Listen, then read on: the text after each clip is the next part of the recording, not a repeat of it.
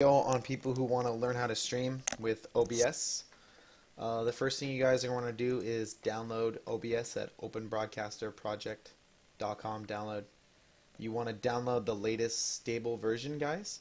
You can download the test version. I'm using currently stable. It's your best bet. You just download it and install it, extract it. Pretty self-explanatory, right? Once it's installed, you want to go ahead and run it. You'll double-click Open Broadcast Software once it's installed. It's going to look something like this. And the first thing you want to do is, I already have scenes set up, I'll walk you guys through in a second, is go to your settings.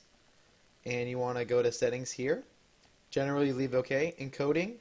For me, I'd recommend you guys start on balance 8. I have an AV media card, so I keep mine on 9. But start with 8 and try with like a 2000 bitrate. If you have over... You want to have it about, if you have 1 megabyte, 2,000 megabytes. If you have 2 megabytes, you can go all the way up to 3,000. You know, if you have 3 megabytes, go all the way to 4,000. You know, etc. Depending on how fast your upload rate is. You need to have a fast upload rate. Personally, I go at 2400. I have just under a megabyte, so I go a little higher, and I get good rates. And I have max quality 9, which really helps out a lot. You don't have to touch your audio codes, but you should definitely, if you're having lag or screen tearing issues, definitely play with your bitrate and your buffer size have to match, but your quality balance can remain the same. So kind of just play with this, test it, see what you like. For broadcast settings, basically I'm using Justin TV, and for instance, you select a live stream, you select Justin TV. Server, you want to basically select the one closest near you. I live in Oakland, so I do San Francisco. And then this Steam key right here, I'm going to walk you through this. I created a second account. Long story short, you go to TwitchTV.com. You click on Get Started, Become a Broadcaster, and you click on this little thing that says Show Key here. If you click on Show Key, it will come up. You want to copy and paste the whole thing. Don't copy this extra line here or here. When you're copying and pasting, be really careful to just copy up to the I. You don't want to get that extra space. Do a copy here. Go back into your OBS, and you want to paste that in, and that's going to be stars. Real quick, with OBS, there's currently a bug where sometimes it will say invalid stream key. Like if you go to press start streaming, which I'm already doing, it will say invalid stream key. So you can always reset your key and copy a new one. Sometimes you guys have to do this anywhere from 3 or 4 times, so it gets a little bit annoying to recopy that in. It's one of the downsides to OBS because they're not partnered like XSplit is, but it's free. So it's better. You can keep on changing the key until you get one that works. For instance, sometimes you have to do it 10 times, literally 10 times to get a stream key that works. So you want to make sure you copy and paste that stream key here. Everything else you could pretty much leave the same. You could set hotkeys if you guys really want. I actually don't because I want to manually turn it on. I don't want people watching me when I'm doing that. And in video, I'm going to say no. In video, I have a 19-inch monitor. For people who are not partnered with Twitch, guys, you're going to want to stream at 720. You're going to want to set whatever your resolution is for your monitor. You want to stream at 720. If you have a great internet, you want to set it for 60 frames. If you don't have great internet, you want to set it for 30 frames. Personally, I have decent internet, so I set mine for 60 frames, and you set it for 720p. If you're partnered, you can do a 1080p. But for now, you guys should definitely try 720. And if 720 is really laggy, you can always try a 540 or one of these other ones if you're having lag issues. Again, with audio, you can just leave this the same. You don't have to touch anything. Advanced, you definitely want to change your... if you have a fast processor with multiple cores, you actually don't need to do all this. Because I have a media card, and I was trying ultra fast, super fast. Nothing really helped. Medium is fine, guys. Just run medium. Don't touch any of this stuff here. It's not going to mess with it. You really don't need to mess with it. Just set your settings. The only thing you're going to have to play with every now and then, guys, is your broadcaster key to make sure you're live. This is key here, guys. And then once you have all that set up, basically, you guys want to go to your OBS. I have 2 monitors, so it makes it easy for me to kind of run back and forth. You want to go create... First thing you do is you need to create a scene. I play Warzy and other games, but for instance, for other people, you guys want to go add a scene. And you can call it, like, I don't know, games or something, right? And with games, I now want to go add. You can either do 2 things. You can do a software capture. That will capture your whole entire monitor. Or you could do a game capture that will just capture the game. When you guys are playing a game, you have to play the game in windowed mode. Some games have this for borderless windows available, or you could download a program called Borderless Windows, which I'll also put a link for in this video. Once you have your scene created, you got to create a source. For instance, if I do a software capture, this would be most people. You can just call this like game or something. You can actually pick which monitor you want to capture. I have 2 monitors. You can also have it capture a certain program that you have running if you're running like a browser or something like that. You can also set a region if you want to capture like, I don't know, this region and have this for your chat. You can set that up. It's pretty simple.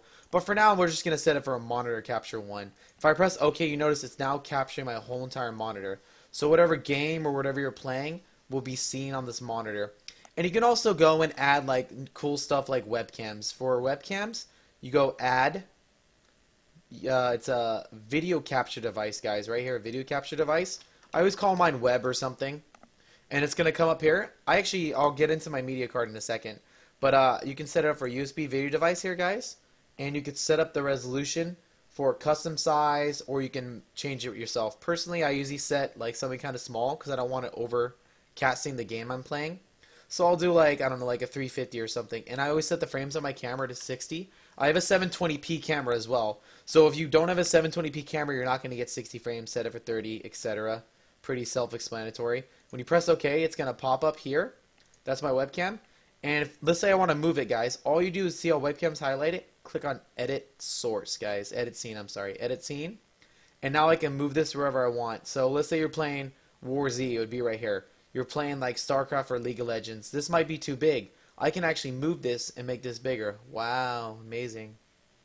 So cool. And this can be my scene. You can make this like League of Legends, create another one for different games, etc. You can basically put your webcam wherever you want on your screen. It's pretty simple. And if you want to add like a text or something too, guys, you can also do an text message to say like I'm playing, I don't know, on server 100, right? And then you can set the color of this. I mean, it's pretty self-explanatory, most stuff. Just like play with it. You can set 20 font, I don't know. And let's say I want, I don't know, set all this stuff. Sure, make it bold. Boom. Again, this, I can actually make this bigger and it will show up on the I'm playing on whatever server. You can't see it because it's black, but you can move a text here or something like that, whatever you guys want to do. So I'm going to delete it. For right now, this is for most people who set up software capture. If you guys have a media card, for instance, so let's say I'm going to remove this. If you guys have a media card, like an AVA media card or something, an AVA media card is a little different. That goes under a video capture device. And again, I'll call this game or something. The AVA media card shows up as an AVA media capture card. And again, you don't have to set the resolution. You just set this for here. I could set it for 60 frames again because I'm running at 60 frames. And I hit OK, and then boom, it captured my whole thing. And you notice my webcam's actually gone. It's actually not showing up. This is one of the kind of bugs in OBS, I would say. So if I remove and re-add it, it's gone. You actually have to go and remove and re-add your web camera. So if you ever have any problem with something, just remove whatever tool you guys are using and then re-add it. Remember, it's a video capture device, guys. I'm calling it a webcam. And I'm changing it to my USB web device for your webcam. Let's say you don't want a custom resolution. You don't have to play with this. You can always hit OK, and it'll come really big. And you can always resize it later, guys. Resize it and move it. So that's how to set up on like a capture card.